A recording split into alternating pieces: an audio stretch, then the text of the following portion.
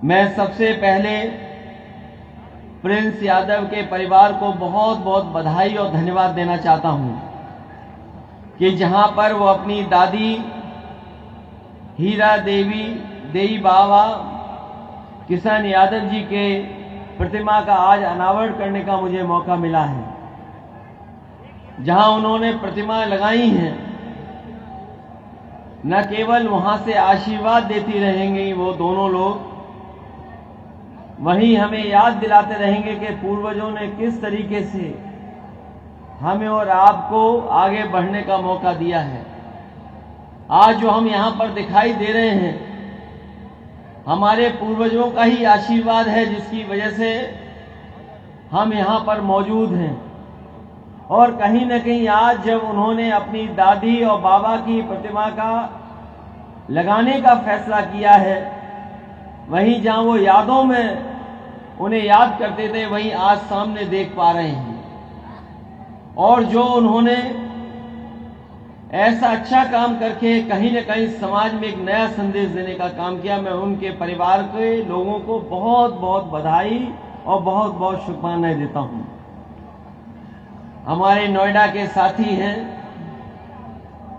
ये दिल्ली का लगा हुआ हिस्सा है।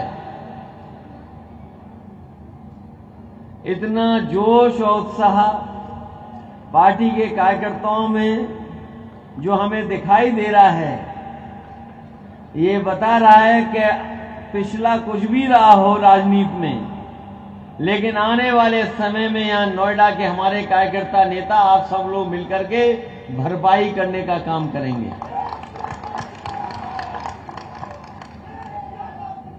ये नोएडा न जाने कहां पहुंचा जा रहा है। कई बार लगता है कि आसपास के जितने भी इलाके हैं उनसे आगे निकल जाएगा। अगर हम उत्तर प्रदेश को देखें तो दिल्ली से लगा हुआ हमारा जो क्षेत्र है, कुछ मामलों में तो बहुत आगे है, बहुत आगे चला गया है। और अगर नोएडा के रहने वालों को देखें तो न केवल उत्तर प्रदेश के यहां लोग रहते हैं, बल्कि मैं समझता हूं देश के बड़े पैमाने पर लोग यहां पर रहते हैं। जो प्रतिष्ठा, जो इंफ्रास्ट्रक्चर जो बना हुआ दिखाई दे रहा है, जहां हर सरकार की कोशिश रही है कि इस इलाके को बेहतर करें, वहीं मैं ये दावा कर सकता हूं, कह सकता हूं कि अगर सबसे ज्यादा नोएडा और नोएडा के आसपास के इंफ्रास्ट्रक्चर को बेहतर करने के लिए अगर किसी ने योजना बनाई या उस समय की योजनाएं बनी हुई जो आज लागू होती हुई दिखाई दे रही हैं, उसमें समाजवादी पार्टी की सबसे बड़ी देन है। और जो कभी भी समाजवादियों ने फैसला लिया होगा तो हमेशा ये कोशिश की गई होगी कि जो लोग इससे जुड़े हैं, चाहे वो किसान जिनकी जमीन, जिनकी वजह से ये खुशहाली और तरक्की और चमक दिखाई दे रही है, उनके साथ कभी भी अनदेखी न हो। मुझे याद है नोएडा के हमारे तमाम किसान भाई और नेता मिलते थे, जो जो मांगे थी उनकी उस समय पर, उनको अगर किसी ने लागू कर करके और किसानों को ज्यादा मुआवजा देने का फैसला अगर किसी ने लिया है, तो वो पुरानी सरकार समाजवादियों की रही, जिन्होंने किसानों को सम्मान देने का काम किया। और इधर हम देख रहे हैं कि किसान आंदोलन कर रहा, धरने दे रहा, और अगर अपनी मांग लेकर के पहुंचा होगा तो सरकार ने अपनी ताकत लगा करके उस आंदोलन को कुचलने का काम किया। यहां हमें तमाम नौजवान दिखाई दे रहे हैं या किसान नेता, जो किसान नेता जुड़े हुए हैं, वही ऐसे भी लोग हैं कभी कभी अपनी पीठ और हाथ दिखाते हैं कि लाठी देखो हम लोग खा करके आए हैं, लेकिन किसान के आंदोलन को हम लोग कम नहीं होने दे रहे, न उस आंदोलन को पीछे हटने दे रहे। जहां उत्तर प्रदेश में एक ही दल की सब सरकारें हैं, इतना धन दौलत पैसा बजट देने के बाद भी खबरें छपने से रोकी जा रही हैं, लेकिन उसके बावजूद भी हम लोगों को खबरें मिल रही हैं, पढ़ने को मिल रहा है। मैं अपने उन पत्रकार साथियों को धन्यवाद देना चाहता हूं, बधाई देना चाहता हूं कि इतने दबाव में भी आकर के वो कहीं न कहीं सच्ची खबरों को कोई न कोई स्थान दे रहे हैं।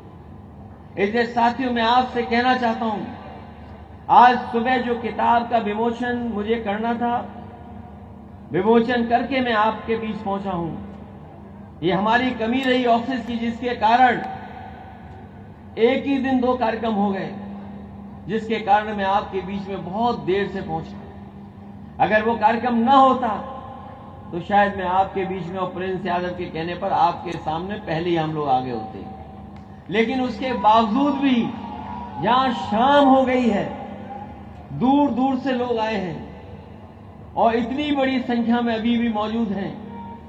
मुझे भरोसा है कि आने वाले समय में जो समाजवादी रास्ता है उसको आप लोग मजबूत करेंगे।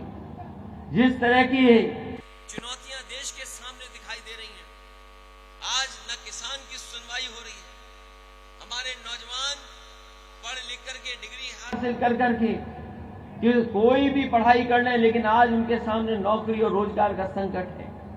जहां सरकार दावा करती है कि इन्वेस्टमेंट हम लोग ला रहे हैं, इन्वेस्टमेंट मीट के बहाने उद्योगपति और कारोबार ला रहे हैं, लेकिन सच्चाई यह है कि जितने एमओयू साइन हुए हैं उन एमओयू का 10% भी अभी जमीन पर नहीं पहुंचा है।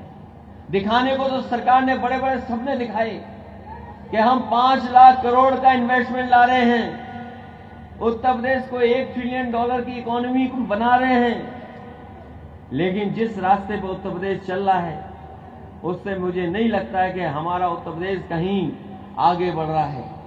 जो बड़े बड़े काम उस सरकार में हुए वो आज दिखाई दे रहे हैं, लेकिन इस सरकार के काम को हम लोग देखना चाहें तो देख नहीं सकते, पता नहीं कौन से काम कर रहे हैं। दुख होता है आज जो सरकार ये कह रही हो कि हम 1 ट्रिलियन और 5 ट्रिलियन की अर्थव्यवस्था बना देंगे, वही सड़कों से अभी भी जानवर नहीं हटा पा रहे।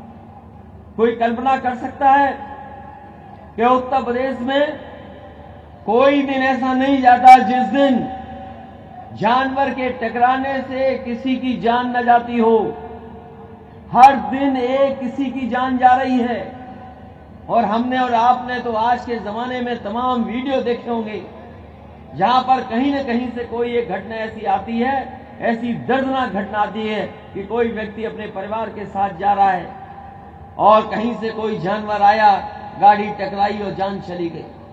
पूरे उत्तर प्रदेश में जब से भारतीय जनता पार्टी की सरकार आई है, कोई न कोई जगह घटना हो रही और कम से कम एक व्यक्ति डेली जान खो रहा है केवल जानवर की वजह से, लेकिन सरकार को कोई परवाह नहीं। इधर समाजवादियों ने और देश के पैमाने पर बड़े बड़े दलों ने मिलकर के और बड़े दल सब राष्ट्रीय दल से लेकर के और क्षेत्रीय दल जिनकी दूसरे प्रदेश में भी सरकार बनी है, सभी विपक्षी दलों ने मिलकर के इंडिया गठबंधन बनाया है।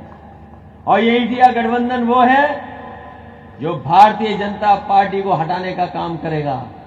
और इसके साथ साथ समाजवादियों ने जो रणनीति दी है पीडीए की, हमें उम्मीद है कि इंडिया का साथ पीडीए का साथ होगा इंडिया के साथ, और इनका हम मुकाबला कर करके एनडीए को पीडीए ही हराएगा, जो हमारी रणनीति है इंडिया गठबंधन में।